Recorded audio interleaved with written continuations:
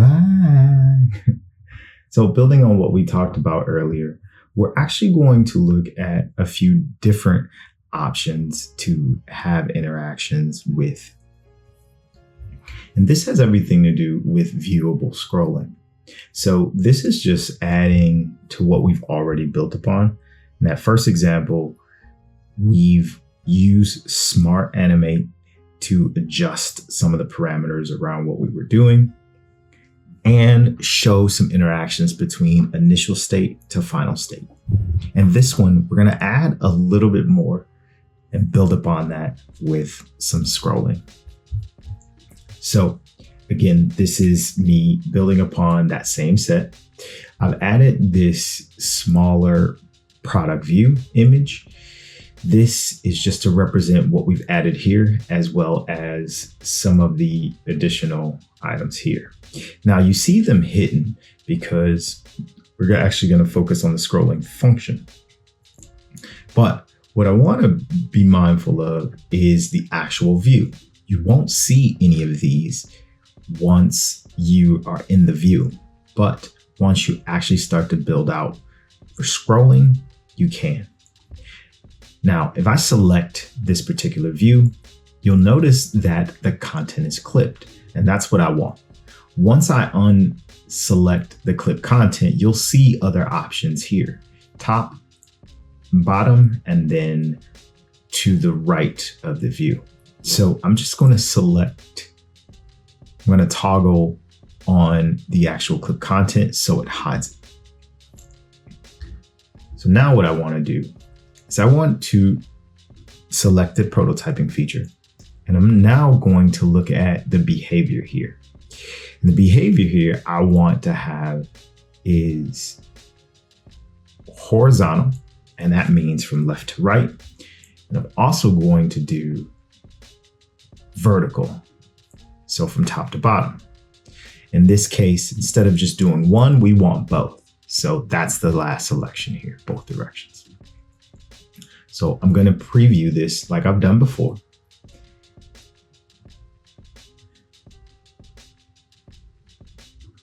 Actually going to put this in another window. You can usually have it expand out so that you could just see the actual window, but I'm actually going to do it in the window very similar to what I was doing before. So now when we come here and start to interact, all right, now we can move this around, both top and bottom. Well, you see the problem here.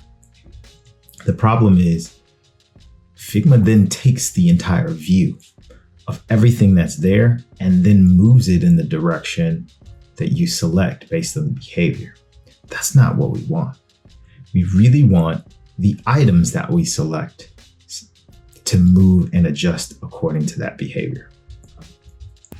So now that we know what we don't want, here's how to resolve it. So I'm going to go back to that view, and you see this group of images that we want to scroll from left to right. What I'm going to do is now create an auto layout. This is going to group everything here into a frame.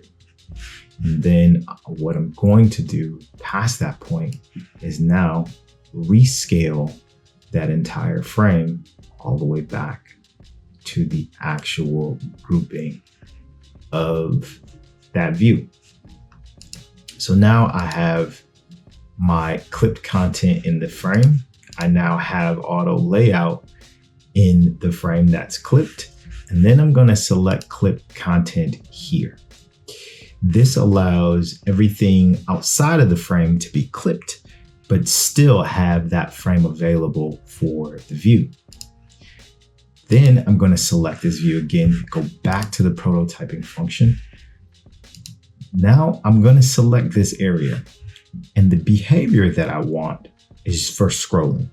And I want that to be horizontal, so left to right. So I'm going to select it here, and we're just going to preview what happens. So now As this loads, you'll see these items. And now you can see we can scroll from left to right. That's actually pretty cool, right? That's pretty dope, right? This is what we were missing in the first time we did it. Creating an auto layout, then selecting it, rescaling it to the actual view, clipping the content so you don't see the overflow, and then changing that behavior. Now, we're not done yet. We're gonna do the same thing with the shoes here at the bottom. So I'm going to go back into my view. I'm gonna switch to the design tab. So what I'm gonna do now is select all of these particular products. I'm gonna select them. And then, very similar to before,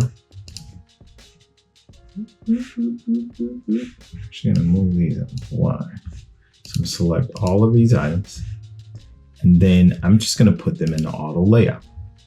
Now, this auto layout will then group all of these particular files. I'm gonna actually go here in the center, and we're gonna do that vertical with this spacing here. 32 should be between all of them. Okay. So one thing, if I hit clip content, nothing happens. So I'm going to take this frame that you see, and I'm going to resize this. I'm going to take this and size it to match this UI view. Then I'm going to clip content. What that essentially does, very similar to before, is hide anything that overflows outside of the actual view. So we have one auto layout here. We actually have a second auto layout here. Then we're going to make sure that we are clipping the content overall as well. So I'm going to go back to my prototype. I'm going to then select this frame, which is auto layout. And then I'm going to do this now in a vertical fashion because I want to scroll it up and down. So doing that, now I'm going to now I'm going to preview this again, hit R to restart.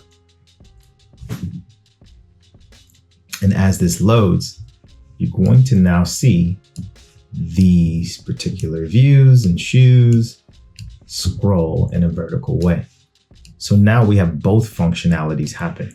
We have the top image gallery scrollable in a horizontal way, and then we have the bottom major group scrolling vertically. Now, simple prototyping ways, you saw two different ways to do this. And now it doesn't matter the size of the component, it just matters what behavior you want to happen. Horizontal scrolling as well as vertical scrolling. That way, when you're prototyping your next item, your next product, you have some sort of behavior that works in a fluid way. So hopefully that helps, and keep designing amazing things. We'll see you in the next one.